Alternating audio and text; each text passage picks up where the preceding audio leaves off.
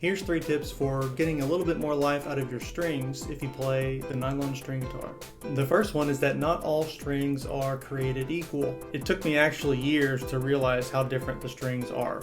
So the 3 treble strings are just nylon, or whatever they're made out of. And then the bass strings are different, traditionally nylon cores, but they're wrapped in some kind of metal or steel material, okay? Next time, just try changing your 3 bass strings. And you can buy, not all brands, but most brands have a bass only set. So you can just get 3 bass strings, you can save a little bit of money. If you just change the 3 basses and then you string them up, tune it up, now all 6 sound like they're brand new.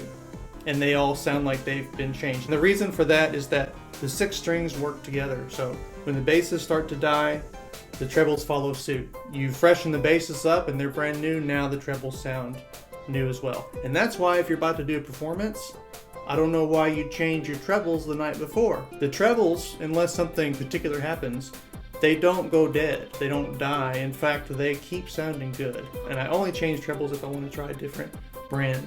The second thing is like just a little tip, but ever since I started doing it, it significantly prolongs the life of my bass strings.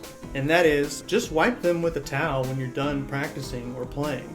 So I always play with these little microfiber towels because they make them in orange, and I can get an orange one, okay?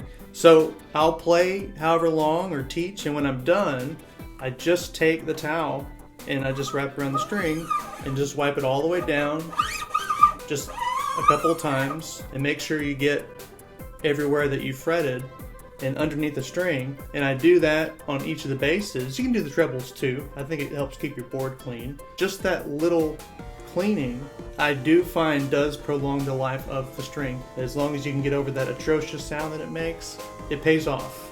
The third thing is something that does not always work for me, but I would say it works about 4 out of 5 times. It usually works, and I always at least try it. Whenever I string the guitar up, I always make sure I wrap it as many times around the post as I can. Now, when the strings start to go dead, detune the string as far as it will go, and then I pull it through here to make it taut, and then tie it off whatever you got going on with the tie block there.